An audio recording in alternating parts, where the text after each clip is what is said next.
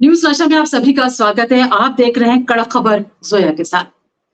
पश्चिम बंगाल की सीएम मुख्यमंत्री ममता बनर्जी के भतीजे और टीएमसी सांसद अभिषेक बनर्जी ने प्रवर्तन निदेशालय यानी एनफोर्समेंट डायरेक्टरेट के खिलाफ आक्रामक तेवर अपना लिए हैं। जी हाँ, बिल्कुल बागी तेवर हो चुके हैं उनके।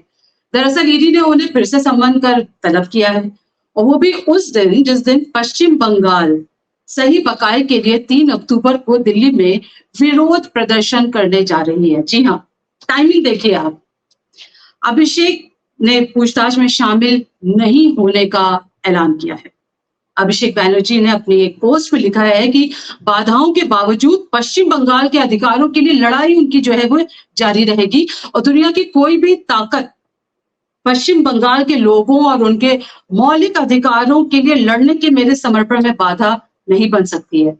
आप सुन रहे हैं, देख रहे हैं कि ये बागी तेवर अपनाए हैं अभिषेक बैनर्जी ने। आगे उन्होंने और भी लिखा है कि मैं 2 और 3 अक्टूबर को विरोध प्रदर्शन में शामिल होने के लिए दिल्ली जाऊंगा, हो सके तो मुझे रोक लो। आगे लिखते हैं कि ये साफ रहस्योद्घाटन स्पष्ट रूप से उन लोगों को उजागर करता है जो वास्तव में चिंतित, परेशान और डरे हुए हैं।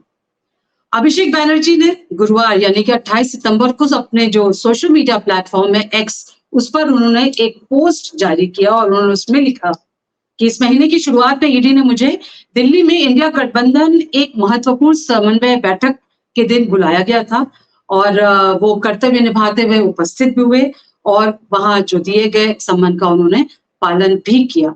लेकिन अब ये दूसरी बार है जब टाइमिंग जो है वो क्लैश कर रही है। एक तरफ टीएमसी जो है वो धरना प्रदर्शन प्रोटेस्ट करने जा रही है, और उसी दिन ईडी ने सम्मन जारी किया है अभिषेक बनर्जी को हाजिर होने के लिए। आपको बता दें कि पश्चिम बंगाल के कथित स्कूल जॉब स्कैम मामले में ईडी अभिषेक बनर्जी से पूछताछ कर रही है। ईडी ने पिछली बार उन्हें 13 सितंबर को पूछताछ के लिए बुलाया था, और जांच एजेंसी ने उनसे करीब 9 घंटे तक पूछताछ की थी।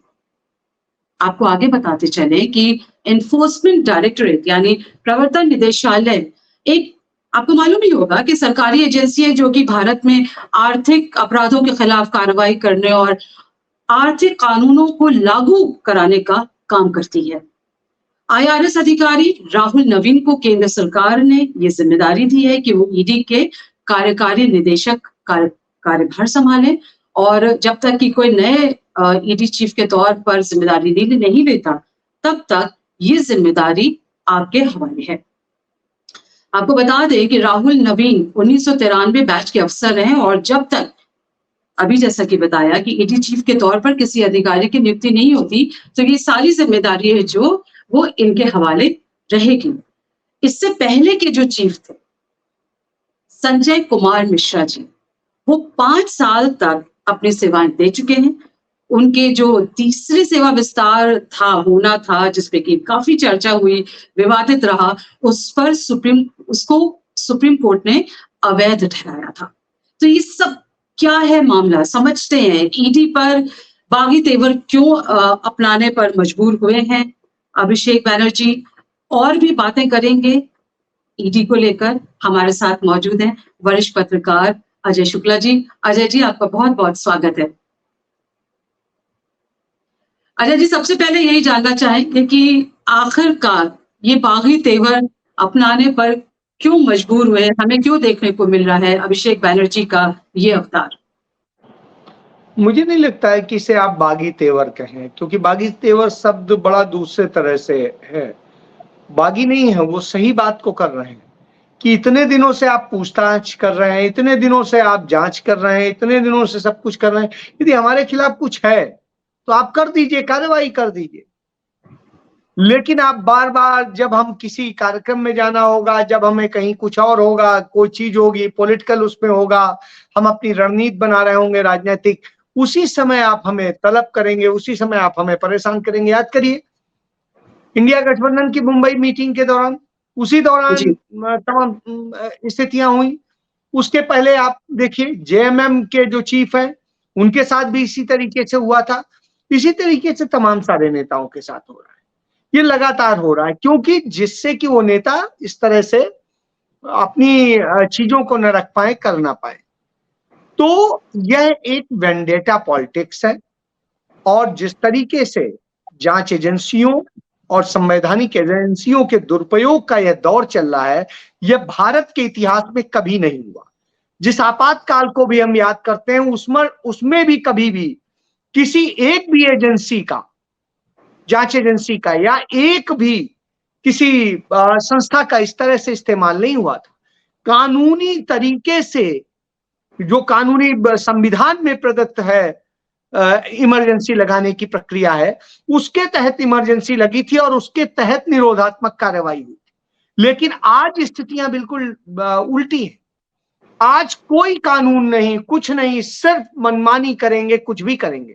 और यह सिर्फ केंद्र सरकार की मोदी सरकार तक सीमित नहीं है, इसमें आम आदमी पार्टी की भी सरकार उसी तरीके से वह भी करती है। आप देखिए, इस समय पंजाब में बहुत ज्वलंत मुद्दा है कि वहां पर सुखपाल खैरा, जो विधायक हैं कांग्रेस पार्टी के, इसके पहले वो आम आदमी पार्टी के ही नेता थे और नेता प्रतिपक्ष थे सदन में आम आदमी पार्टी की तरफ से।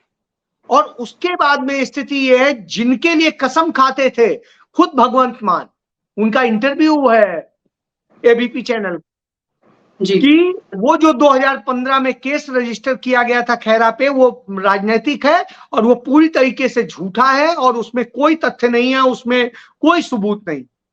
इसी आधार पर सुप्रीम कोर्ट ने उस केस में उन्हें बरी किया था। बरी कहने की का मतलब यह है कि कोई केस नहीं खत्म कर दिया था, वो सम्मन जो उन्हें किया गया था उसे क्वेश कर दिया। और जो ईडी ने कार्रवाई की थी इसी को लेके, वो ईडी की कार्रवाई भी खत्म हुई। लेकिन साहब वो तो खत्म हो गई, वो लगातार मुद्दों को लेके बोल रहे थे सब कुछ है। तो अब वो मुद्दों को लेके बोल रहे हैं, सरकार को घेर रहे हैं, आम आदमी पार्टी की सरकार को घेर रहे हैं, तो साहब उन्हें गिरफ्तार कर लिया जाता है। इस तरह गिरफ्तार किया जाता है जैसे किसी डकैत को गिरफ्तार किया जाता है। कमोबेश इसी तरह की स्थिति दूसरी पार्टियों के नेताओं के साथ में जहां जहां पर जो है वो कर रहा है। तो यह स्थिति सिर्फ जो है चंद दलों में ही देखने को मिल रही, बाकी नहीं मिल रही। तो आज जो स्थिति है अभिषेक बनर्जी के साथ जिस तरीके से हो रहा है, वो निश्चित रूप से दुखद है और उसके लिए शर्मनाक है। लेकिन उन्हें भी सोचना होगा कि उनकी पार्टी क्या कर रही है पश्चिम बंगाल में। तमाम विरोधी दलों के नेताओं को देखिए, यदि वाजिब चीजें हैं उन पे कार्रवाई कीजिए, लेकिन जहां पर आप इस तरह से वेंडेटा पॉलिटिक्स करते हैं उस जगह गलत है।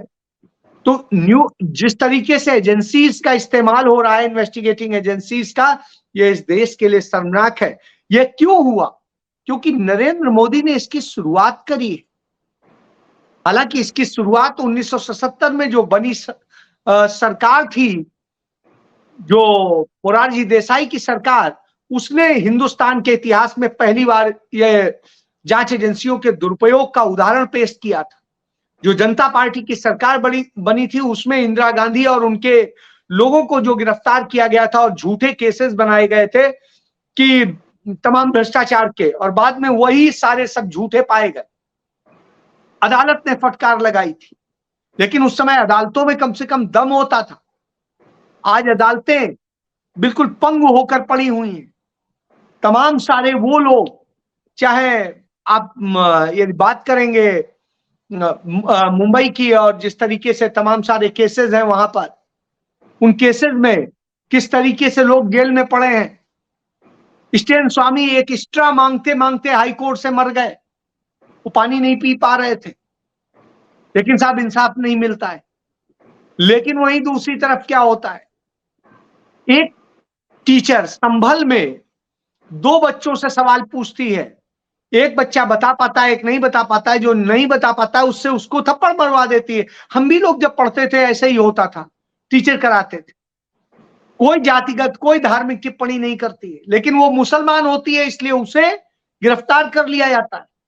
वहीं 1 महीना पहले मुजफ्फरनगर में एक टीचर एक मुस्लिम समुदाय के बच्चे को सिर्फ एक बच्चे से नहीं, पूरी क्लास से पिटवाती है और जातिगत और धार्मिक टिप्पणी करती है, और उस टिप्पणी के बाद कोई कार्रवाई नहीं होती। सुप्रीम कोर्ट से लेके सब कह लेते हैं, जी। बड़ी बड़ी अजय बातें सर, हो जाती हैं। हम यहाँ पर बात कर रहे हैं, आपको यहाँ वापस लाना चाहेंगे कि 3 अक्टूबर को दिल्ली में विरोध प्रदर्शन होना है टीएमसी का, सही बकाए को लेकर। टाइमिंग की हम बात करेंगे कि उसी दिन अभिषेक बनर्जी को भी तलब किया गया, सम्मन जारी किया गया। इसको कैसे देखते हैं आप? मैं वही कह रहा हूं कि ये रोकने की राजनीति जो शुरू हो गई है, जिस तरीके से वेंडेटा पॉलिटिक्स शुरू हो गई है हिंदुस्तान में, जिस तरीके से कि विरोधी आवाज को कैसे दबाया जाए, उसके लिए क्या क्या साजिश रची जाए, यह जो राजनीति भारत में 2014 में आजाद हुए हिंदुस्तान में, या भारत में जो भी न्यू इंडिया कह लीजिए या जो भी कह लीजिए, उसमें जो शुरू हुई, उसने इस देश की राजनीति को ही नहीं, समाज को और सबको कलंकित कर दिया है। राजनीति को इतना दूषित कर दिया है कि एक भी आवाज यदि आप खिलाफ उठाएंगे तो आपको हम कैसे डराएंगे अपनी जांच एजेंसी से, कैसे गिरफ्तार करेंगे या और बहुत कुछ करेंगे। तो यह संदेश दिया जाने लगा है। तो यह अजय सर, संदेश अभिषेक बनर्जी जैसा कह रहे हैं कि वो नहीं, वो पेश नहीं होंगे। इन हालात में क्या एक्शन होता है? क्या वो होगा? यहाँ पर विरोध प्रदर्शन में आएंगे, लेकिन वो सम्मन, हाँ, जो बुलाया गया है वहां नहीं जाएंगे। नहीं, बिल्कुल नहीं जाएंगे। हमारे पास में टाइम नहीं है, हम नहीं जाएंगे अभी। ऐसे थोड़ी ना है कि आपने बुला दिया और हम चले आएंगे, ये कोई बाध्यता है क्या? आपने हमें बुलाया, हमें टाइम होगा हम आएंगे, नहीं होगा हम आपको इन्फॉर्म कर देंगे कि हमारे पास टाइम नहीं है उस दिन, हमें कोई नेक्स्ट डेट दी जाए, और आपकी और हमारी दोनों की सुविधा के अनुसार डेट होगी। तो ऐसा कोई नहीं है कानून में कि हाँ जबरदस्ती है आप हमें पूछेंगे और हम बताएंगे। साफ साफ हम डिनाई करते हैं। हम ये नहीं कह रहे हैं कि हम जांच में सहयोग नहीं करेंगे, हम कानून में सहयोग नहीं करेंगे, लेकिन आप जब मन करेंगे, हम हमारे कार्यक्रम होंगे उसी दिन आप बुला लेंगे, ये तो नहीं चलेगा। ये बड़ी चीज जी। तो नए कार्यकारी जो निदेशक हैं राहुल नवीन जी, इन सूरत हाल में उनके सामने किस तरह की चुनौती बना कर गए हैं? कहें गलत तो नहीं होगा ये कहना, संजय कुमार मिश्रा जी, जिनका 5 साल तक कार्यकाल चला। अब तो कंपटीशन है कि हम बड़े ज्यादा भ्रष्ट थे, हम बड़े सरकार के पिट्ठू थे कि आप बड़े हो सकते हैं। कानून और सब चीजें भूल जाइए, संवैधानिक संस्थाएं भूल जाइए, लोकतंत्र भूल जाइए कि कौन कितना बड़ा सरकार के चरण चाटक है, इस पर निर्भर करता है। तो अफसर अब नहीं होते हैं, अब जितना बड़ा सरकार का चरण चुम्बन करने वाला होगा उतना ही वो इंपॉर्टेंट पदों पर बैठेगा। जो सरकार का जितना जो भी कुछ है गलत सही करने को तैयार होगा, वही उतने अच्छे पदों पर होगा। तो यही तो नरेंद्र मोदी ने दिया है, यही तो 2014 में आजाद हुए भारत में मिला है हमें। सर, मैं ये बोल रही थी कि मल्लिकार्जुन खड़गे साहब ने ये कहा है कि चुनाव की हम बात कर रहे थे कि 2024 का लोकसभा चुनाव है और उसके पहले 5 राज्यों के विधानसभा चुनाव। तो मल्लिकार्जुन खड़गे साहब ने बोला है, बिल्कुल उन्होंने सही, नरेंद्र मोदी सरकार जो है वो विपक्षी नेताओं के खिलाफ जांच एजेंसियों का दुरुपयोग कर लोकतंत्र की हत्या के कुटिल प्रयास कर रही है। और उन्होंने ये भी कहा है कि जो मध्य प्रदेश की सरकार है वो ईडी का डर दिखाकर बनाई गई थी। डर ही तो दिखा के बनाई गई थी, और क्या बनाया गया था?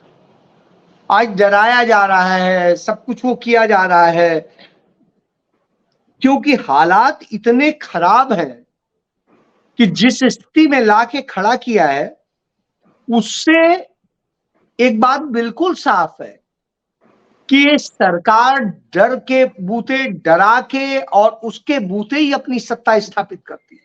यही वजह है मल्लिकार्जुन खड़गे ने कहा कि 2024 के चुनाव के पहले बहुत कुछ होगा, और इतना कुछ होगा कि जो हमें देखने को मिलेगा, और उसके लिए तैयार होना चाहिए, और बिल्कुल होना चाहिए। लड़ाई ऐसे ही लड़ी जाती। हालांकि कांग्रेस का तो इतिहास है लड़ाई लड़ने का, बाकी बहुत सारे लोगों का इतिहास तो है नहीं, और देश में किसी पार्टी का इतिहास नहीं है। तो ऐसी स्थिति में दूसरे दल कहीं पर कमजोर पड़ जाते हैं, कहीं सरेंडर कर देते हैं, कहीं स्वार्थों में खड़े हो जाते हैं। और यह भी देखना पड़ेगा, इन्हीं में से तमाम सारे दल हैं जो एक वक्त में कांग्रेस की बजाय दूसरों के साथ खड़े थे और किस तरीके से कांग्रेस को खत्म करने पे लगे हुए। लेकिन आज कांग्रेस उनको बचाने में भी साथ दे रही है, बावजूद इसके उनके हमले कांग्रेस पर होते हैं। तो भाजपा भी कांग्रेस पे हमला करती है और वो भी हमला करते हैं। जी तो ये बड़ी चीज है, किस तरीके से आप याद करिए, मुस्लिम्स को भड़काया गया था और किस तरीके से वो किया गया था। जबकि अब इतिहास बताता है कि आज तक मुस्लिमों का, मैं ये नहीं कहता हूं कि कांग्रेस ने साथ दिया होगा, लेकिन कम से कम उनके साथ गलत नहीं होने दिया हो। इसी तरीके से हिंदुओं के साथ में गलत होने की बात आई होगी तो कांग्रेस ने तो गलत नहीं किया हो, तो भले अच्छा ना किया हो। तो यह अंतर है। तो इस बात को सभी दलों को समझना होगा, और जब वो समझेंगे और करेंगे तभी अच्छा है। और जब हम आपसे कहते हैं कि आप नैतिकता अपनाइए, तो कम से कम पहले हमें अपनानी पड़ेगी। जी। राजस्थान के मुख्यमंत्री अशोक गहलोत साहब, उन्होंने कहा है कि इनकम टैक्स का दुरुपयोग कर रही है सरकार, और जहां भी जिस राज्य में चुनाव होते हैं उस राज्य में ईडी को भेज दिया जाता है। हाँ, ये तो बिल्कुल सही है, ये तो साबित हो चुका। आप याद करिए, यूपी का इलेक्शन चल रहा था, प्रियंका गांधी कांग्रेस पार्टी की मुख्य वो होती थी, और याद करिए बार बार उनके पति को तलब किया जा रहा था ईडी, ऐसे लग रहा था कल ही गिरफ्तार कर लेंगे। इसके पहले 2019 में इसी तरीके से हो रहा था। इसके पहले आपने राहुल गांधी के साथ में उसी तरह की स्थितियां देख ली। तेजस्वी यादव जी, इसी तरीके से आप आ जाइए बिहार में, तेजस्वी यादव और पूरे लालू परिवार को किस तरीके से किया गया, उनकी बेटियों से लेके। जबकि जिस समय की वो घटना और आरोप है, उस समय उनमें से तमाम सारे लोग नाबालिग थे और उनका कोई अपराध में हिस्सा भी नहीं है, लेकिन साहब बना दिया जाता है। छोड़िए, उसके बाद आ जाइए आप उत्तर प्रदेश में ही अखिलेश यादव से जुड़े हुए कुछ लोगों पे किस तरीके से कार्रवाई हुई थी, वह भी आपको याद होगा। इसी तरह यदि आप जाएंगे दूसरे और राज्यों के चुनाव में, छत्तीसगढ़ देख लीजिए, दूसरी जगह देख लीजिए, तो ये तो इनकी, और कर्नाटक देख लीजिए, कर्नाटक में जो प्रदेश अध्यक्ष हैं और साथ ही डिप्टी सीएम है, उनको डीके शिव कुमार को किस तरीके से वो किया जा रहा था। तो इस तरह की घटनाएं और इसी तरीके की घटनाएं कमोबेश में तमिलनाडु, या तो कोई भी स्टेट, उन्हीं पर कार्रवाई नहीं हुई होगी जो बहुत ज्यादा क्लोज होंगे या जो बी टीम होंगे, नहीं तो बाकी तो सब पे कार्रवाई। तो ये तो हमने देखा है। जी। अजय सर, हेमंत सोरेन है, उनको 4 सम्मन भेजा ईडी ने, है ना, और 4 अक्टूबर को भेजा है, 5वां सम्मन गया हुआ है, लेकिन वो जो है अभी तक हाजिर नहीं हुए हैं। इस तरह से ईडी का जो एक कैरेक्टर है, जो एक दबदबा है, जो कि एक्चुअल होना चाहिए, उस पर किस तरह का सवालिया निशान आप देखते हैं? क्यों दबदबा होना चाहिए? ईडी है क्या भाई? एक लीगली जांच एजेंसी है, जांच करिए ना आप। यही मैं कह रहा हूं, यही गलत है। आप दबदबा बनाना चाहते हैं, आप डराना चाहते हैं उसके बूते। तो डर किस बात का? जांच एजेंसी से डर तो होना नहीं चाहिए। जांच एजेंसी से तो ये होना चाहिए कि हाँ, वो जांच करती है, जो भी सही होगा सही लाएगी, गलत होगा गलत लाएगी। लेकिन नरेंद्र मोदी सरकार ने उसे हवा बना दिया है, डर का कारण बना दिया है, और जो डरा दिया है कि आपकी सारी संपत्ति हम जब्त करा लेंगे।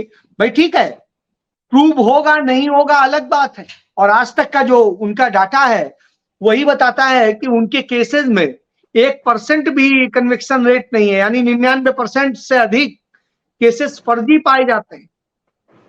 बावजूद इसके आपकी यदि, जो है एक बात बताइए, आपके बैंक अकाउंट होगा, कुछ और घर के पैसे फाइनेंशियल कुछ उसका होगा, सबको 1 मिनट जब्त कर लिया जाता है। 6 महीने, 8 महीने, 10 महीने, साल भर, 2 साल जब्त रहता है, कहा जाता है लीगल प्रोसीडिंग में है, और उसके बाद में कहते हैं चलिए कोई नहीं, जो है आपकी कोई गलती नहीं थी, आपको का वो सब रिलीज किया जा रहा है। आपको उन्होंने राहत दी, उल्टा आपको आत्महत्या करने, भीख मांगने के लिए मजबूर कर दिया, आपको इस हालत में ला दिया कि आप लोगों से हाथ फैलाएं। क्यों? आपके अकाउंट और सब कुछ तो फ्रीज है, आप कहां से खर्चा चलाएंगे, कहां से बच्चों को पढ़ाएंगे, कहां से कोई और चीज करेंगे? यह ईडी के जरिए कराया जा रहा है। ईडी के जरिए कराया जा रहा है, आपको अचानक गिरफ्तार कर लिया जाएगा, जो कि पूरी तरीके से संविधान की जो मूल भावना है उसके खिलाफ है। इसका जो अधिकार प्रदान किए गए, जिस तरीके से 2018 में इसको एक अलग तरीके से ताकत दे करके बनाया गया, क्योंकि ईडी आज की नहीं है, ईडी तो पहले भी थी, लेकिन उस ईडी का क्यों डर नहीं था? क्योंकि वो जांच करती थी, जहां गलत पाती थी वहां कार्रवाई कर देती थी। चूंकि गलत नहीं जहां पाया जाता था, नहीं करती थी। आज आपने उसका बेजा इस्तेमाल करने के लिए किस तरीके से अपने जो आपको मैंडेट मिला उसका दुरुपयोग किया आपने, और एक बनाया कि जो आपको गिरफ्तार कर लेगा बगैर कुछ प्रूव हुए, आपको एफआईआर की कॉपी भी नहीं देगा, कुछ नहीं देगा, आप बंद बने रहिए, 6 महीने झेल जाइए।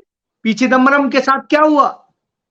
न उनका एफआईआर में नाम था, न चार्जशीट में नाम था, न कहीं नाम था, और उसके बाद उन्हें किस तरीके से फंसाया गया, किस तरीके से किया गया, और सब कुछ करके। और ये करने वाला जो राजेश्वर सिंह था, भारतीय जनता पार्टी का एमएलए और क्या राज्य मंत्री है, कुछ है पता नहीं है, सरोजनी नगर सीट से लखनऊ में एमएलए है। तो आप देखिए, ये होता है, ये दुरुपयोग का फायदा होता है। उसकी बीवी लक्ष्मी सिंह लखनऊ रेंज की आईजी है। तो इस तरह से होता है, इस तरह से दुरुपयोग होता है। जो इनाम मिलते हैं, तो जितने लालची होते हैं वो इसी तरीके का काम करते हैं। तो लालची अफसरों को ढूंढा जाता है, उनका इस्तेमाल किया जाता है, और इस तरीके से फंसाया जाता है। फिर बाद में ठीक है, छूट गए, कोई नहीं, फिर क्या करेंगे? वो तो लीगल प्रोसीडिंग थी, नहीं आप पाए गए, देखिए आप बरी हो गए, उन्होंने तो पल्ला झाड़ लिया, बरी हो गए, तो साहब वो कौन देगा, वो वापस कौन करेगा? यह है जो खौफ का कारण। जी, फाइनेंस मिनिस्ट्री ने मीडिया रिपोर्ट्स में है कुछ आंकड़े दिए थे ईडी के रिकॉर्ड पर कि उसने कितने एक्शंस लिए हैं, कब कब कौन से सालों में। संसद में ये आंकड़े पेश किए गए थे और मीडिया रिपोर्ट्स में आंकड़े पब्लिश हुए हैं कि एनफोर्समेंट डायरेक्टरेट ने करीब 3000 इस तरह की जो है वो रेड्स की थी, और 99 करोड़ के करीब जो है वो पीएमएलए के अंडर जो है वो प्रॉपर्टीज जो है वो जब्त की थी, prevention of money laundering act के तहत, है ना। मोदी सरकार का जो 8 साल का उन्होंने रिकॉर्ड दिया था उसके दौरान, जब एनडीए की सरकार चल रही है। और वहीं उन्होंने कंपैरिजन किया है कि 2004-5 और 2013-14 जबकि यूपीए की सरकार थी, उस दौरान 112 रेड्स पड़ी और करीब 5 करोड़ के करीब जो है वो अटैचमेंट हुए थे प्रॉपर्टीज के। इसको किस तरह से आप देखते हैं? ये आप देखिए सिचुएशन पॉजिटिव। जी, मैं वही कह रहा हूँ, उस समय जो अटैचमेंट हुए थे उन केसेस का स्टेटस देखिए, उनमें वो उन्हीं में ही सिर्फ कन्विक्शन हुआ है,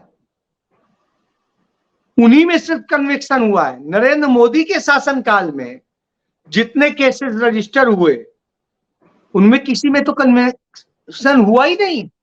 उसी ने आगे दिया हुआ है अजय सर कि 8000 के करीब, बल्कि इसमें फिगर्स हैं 8586 इन्वेस्टिगेशंस हुए थे फेमा के under by the federal agency 2004-5 के बीच में और 2013-14 के बीच में, और यही नंबर बढ़ा और पहुंचा 22,320 के करीब फेमा केसेस में मोदी सरकार के पिछले जो है वो 8 साल के दौरान। तो इसको तो जाहिर है अपनी पीठ थपथपाते हुए ये बात करेंगे। मैं यही तो कह रहा हूं, वो जितना इनके में अटैचमेंट हुआ, जितनी इन्होंने एफआईआर दर्ज की, वो एक रिकॉर्ड है, लेकिन इसके बावजूद न कन्विक्शन है, न जो अटैचमेंट की है जो प्रॉपर्टीज, उनमें किसी में ये है कि कोर्ट ने प्रूव कर दिया हो कि हाँ ये गलत है और इसके बाद में ये परमानेंटली अटैच की जाती है, ये सरकार जब्त करती है, कहीं नहीं है। यही मैं कह रहा हूं, इस फिगर को बाइफरकेट कीजिए उसमें और आइए इनमें से कितने पर हुआ, तो नहीं है आपके पास। यही वजह है कि आप देखिए, जब मनमोहन सिंह सरकार के समय में ये इसको बनाया गया था ब्लैक मनी को रोकने के लिए, और मनमोहन सिंह सरकार के समय में जो ब्लैक मनी का अमाउंट एसेस किया जा रहा था, वो जो था उससे आज 10 गुना बढ़ चुका है। तो आपका ईडी ये दे रहा है इस देश को। कांग्रेस ने कहा है छत्तीसगढ़ में जो ईडी की रेट्स बढ़ी उस पर उनका रिएक्शन आया कि ये थर्ड रेट पॉलिटिक्स है। तो इंडिया के जहां जहां भी अलायंस पार्टनर्स हैं उनको उन पर एक प्रेशर टैक्टिक्स है ये, या ये मुद्दों की कमी है, अपनी उपलब्धियां, क्योंकि किसी भी रैली में बीजेपी जहां जहां भी कंडक्ट कर रही है अपनी रैलीज, कहीं भी इसका जिक्र नहीं है। राज्यों के मुख्यमंत्री हैं, उनकी पॉलिसीज, उनकी उपलब्धियों के बारे में जिक्र नहीं हो रहा है रैलीज को संबोधित जब कर रहे हैं। इस तरह की प्रेशर टैक्टिक्स ईडी के जरिए हर राज्य में दबाव में लेना, क्या कहेंगे आप? देखिए, प्रेशर टैक्टिक्स के सिवाय और कुछ नहीं है। ये डराने का माध्यम है, ये उस तरह से है कि जिसके जरिए वो कैसे पूरा राज्य स्थापित करें, कैसे अपनी सत्ता को स्थापित करें, विपक्ष डरा हुआ रहे। तो देखिए, डरेगा कौन? राहुल गांधी नहीं डरे तो डरा पाए? उनकी ईडी क्या कर पाई? उनका 1 दिन, 2 दिन, 3 दिन, 4 दिन, 5 दिन, आइए राहुल गांधी इनका और भी बुलाइए, जितना और पूछना है पूछ लीजिए। चुप हो गए। फिर सोनिया जी को 1 दिन, 2 दिन, 3 दिन, फिर उसके बाद उनकी तरफ से भी वही जवाब था। अंत में चुप बैठ गए, चिल्लाए रहिए। तो हमें अपनी हिम्मत दिखानी है। आइए अरे सर, हम सिर्फ पब्लिक है, ये सब जानती है ना। बीच में वही कांग्रेस की तरफ से वॉशिंग पब्लिक मशीन कुछ नहीं जानती है, जो या कुछ नहीं जानती है। इस देश की निरे मूर्ख पब्लिक है। वो मूर्ख नहीं होती तो नरेंद्र मोदी देश का प्रधानमंत्री नहीं होता। मैं नहीं मानता हूँ कि इस देश की पब्लिक कोई बड़ी काबिल है। वॉशिंग मशीन ये अपना काम कर दिखाएगी। बिल्कुल। आप देखिए ना, जितने भ्रष्ट लोग होते हैं, जिन्हें ये खुद कहते हैं, जिन पे बुकलेट निकालते हैं, सब कुछ होता है।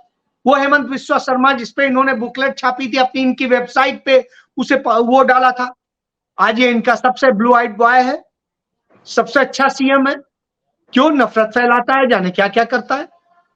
इसी तरीके से आप देखिए, अजीत पवार, जिस दिन नरेंद्र मोदी ये बात कह रहे थे मध्य प्रदेश में, उसी के कितने दिन बाद में वो भारतीय जनता पार्टी का हिस्सा हो गए और उनके साथ में डिप्टी सीएम बन के बैठे। और ये एक उदाहरण, आप हरियाणा में देखिए, पंजाब में देखिए, दूसरी जगह देखिए, जितने भ्रष्ट थे आज वो सब भारतीय जनता पार्टी का चोला ओढ़े बैठे। तो इनके साथ आ जाइएगा तो आप साफ सुथरे हैं और बड़े अच्छे हैं, और इनसे बाहर जाइएगा तो आप भ्रष्ट हैं, आप जाने क्या क्या है। तो यही इनकी राजनीति।